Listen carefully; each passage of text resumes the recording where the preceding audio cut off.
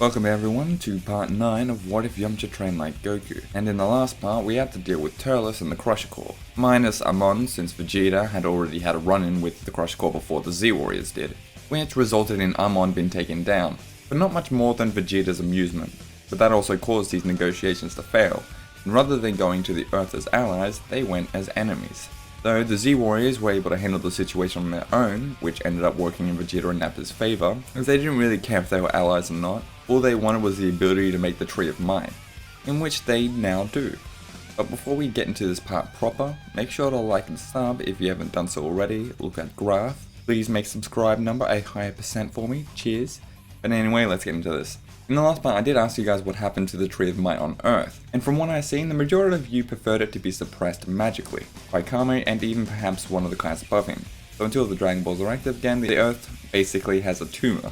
Once they're active again, the issue will be dealt with easily. Also, the injuries from the last part are dealt with easily as well with some sensor beams. Goku and Gohan do also get a Zenkai from that fight too, and I will factor that in for when I do the power levels in this part, since in this series, we're still yet to beat Frieza. Vegeta and Nappa, they didn't just get their hands on the seed, by the way. They also managed to retrieve some Crusher Corps scouters and their ship. And with all that tech, I know Vegeta and Nappa would be at least smart enough to be able to use the equipment, but probably not smart enough to get any valuable information out of it. However, they at this point have met Bulma a couple of times, and they know she's apparently some bigwig scientist.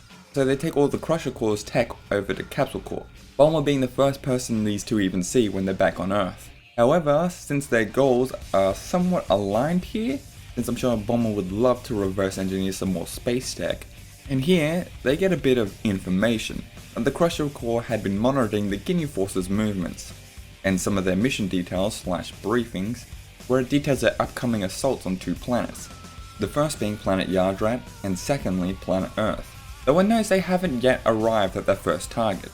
This information both confusing and scaring Bulma as she's never heard of this planet Yardrat before and is confused as to why they would come to the Earth. Vegeta tells Bulma that it's likely due to himself and Nappa disappearing on Earth as far as the Frieza Force is aware, but also noting that if the Crusher Corps didn't also disappear here, that it's likely that Frieza wouldn't have given the mission to the Ginyu Force. Still someone, but likely wouldn't have been the Ginyu Force themselves, like someone smaller.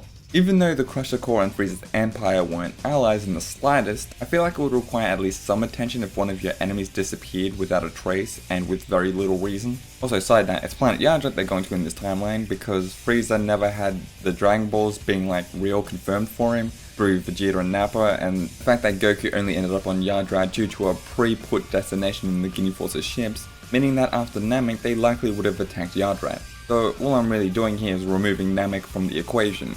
Just ends up meaning that Yardrat is where our heroes are ending up going. It's not long before all the Z-Warriors are gathered at Capsule Corp, Goku the only one happy to see Vegeta and Nappa again, who just try to pretend he isn't there. Here I think it would be pretty easy for Vegeta and Nappa to convince the Z-Warriors to come to the defense of Yardrat. And they're not really doing it to be nice, they're just doing it because it's like a tactical advantage against their enemy. And while Vegeta and Nappa are there, they are able to make small talk with everyone there, kind of having the effect that Vegeta and Nappa definitely have a strange relationship with the Earth and the Z-Warriors right now, where it's civil and at times can be even amicable, though given Vegeta's standoffish nature, it's not very often of course. But I say this to have them talk about the difference between gravity between here and planet Vegeta, making Vegeta and Nappa comment about, "No wonder everyone here is so weak," which has a light bulb go off in Bulma's head, and grabs their father alongside Turles' ship and starts working on something. You all already know it's the gravity tech coming in, but also the fact right now Capsule Corp doesn't need to make their own ship really for the heroes, as there's already one right here in Turles' ship, though they would likely need to expand it a little bit to handle the larger crew.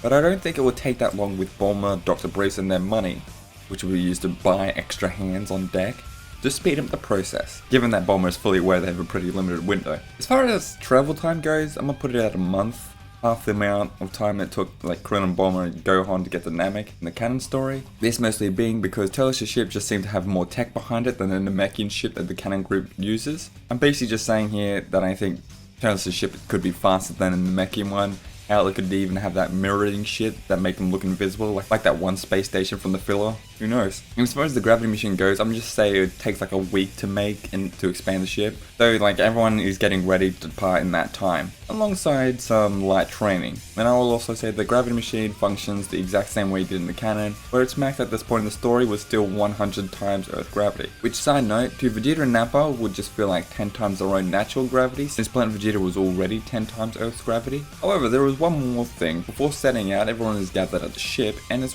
whilst everyone's gathered, Tao tells Tien that he's not interested in helping, seeing no benefit for himself, showing a fair amount of resentment, mostly targeted at Tien, and then just leaves. And after an awkward silence, everyone carries on and gets on the ship and takes off. And now I think it's the best time to do the power levels, factoring in everyone mastering 100 times Earth gravity in a month.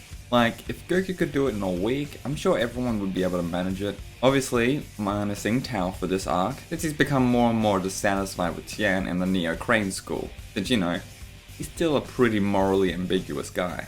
But yeah, let's go over the power levels over the month-long training. First off, Goku 230,000, Vegeta 216,000, Yamcha 170,000, Piccolo 160,000, Tien 158,000, Krillin 135,000, Nappa 104,000, Gohan 68,000, Hercule 53,000, Nam 43,000, Tempest 39,000, Urien 29,000, Chaozu 25,000, Videl 22,500, and Jiaozi 18,000.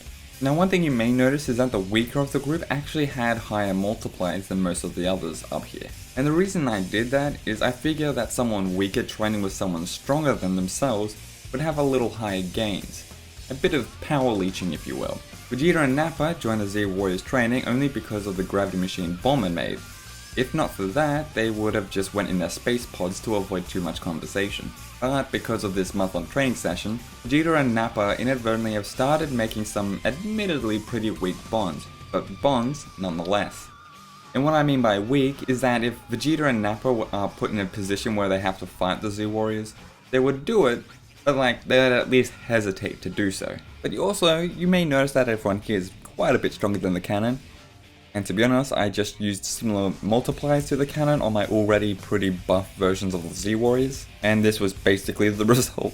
I did consider character motivations, which is partly why the people at the bottom of the list were like multiplied at a higher rate than like the ones in the middle. But on top of that, their increased strength, they were also able to raise their max Kaioken levels. The people who have mastered 20 times Kaioken are Goku and Piccolo. Piccolo, given his natural regeneration abilities, I think you'd be able to get more experience with Kaioken, given how it works and all. Yamcha mastering 15 times Kaioken with Krillin and Tien at times 10.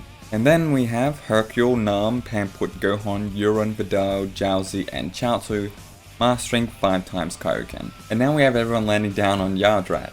And since they had beat the Guinea Force here, allowing everyone to meet the local Yardratians. Here, everyone is able to learn of their strange powers, which obviously intrigues both Goku and Yamcha, who are eager to learn these skills. Though the Elder tells them that it will take quite some time to learn their techniques. And at this point in time, it wouldn't be like Vegeta in the Super manga where he learns instant transmission in under a day. At this point, it would still take several months towards a year. But while warning the Yardrats about the incoming threat, the Guinea Force ship crashes down on Yardrat. And our warriors are, well, let's just say no one's really scared about this one. And it's not long before the Guinea Force ends up showing up in front of everyone, showing off their eccentric personas. Though it's not long before they spot Vegeta and Nappa. Ginyu is elated to have found the traitors, and is quick to send his force at them. Vegeta and Nappa just smirk as they absolutely decimate Ginyu's men. However, before either of them are able to deliver the killing blow, they are stopped by Goku, because of the usual Goku logic. They haven't done anything yet, so Goku doesn't want to have them die. Ginyu is angered by how miserably his squad did, and while he's angrily shouting, Vegeta and Nappa are able to tell everyone to be on guard, telling them about Ginyu's ability, and honestly, I don't see Ginyu getting the chance to use his change body ability, especially after everyone is aware of it, though Vegeta is Ginyu's target and he rushes at the same prince. Vegeta just smirks and jumps into the fight, and very quickly dismantling the mighty Captain Ginyu, damaging his pride pretty significantly. But because of Goku, they are able to retreat.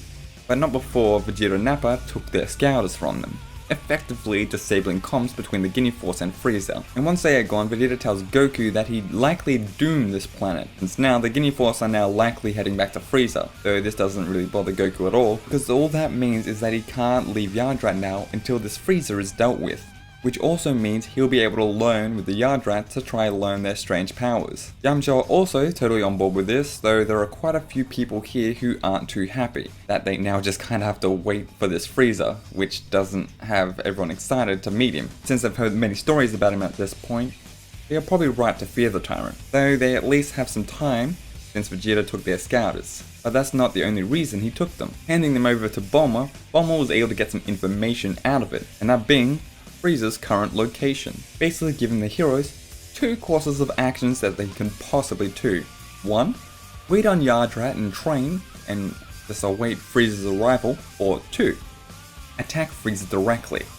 I'll leave that up to you. Though I think that's where I'm going to leave everything off for now. I hope y'all kinda like this weird direction I'm doing with this one. I don't know, I just kinda wanted to totally rip everything apart. Well, I think it's got an interesting concept at least, but yeah. But if you like this video, make sure to like and sub. I've been the Dragonball What If Bro, and I'll see you guys next time.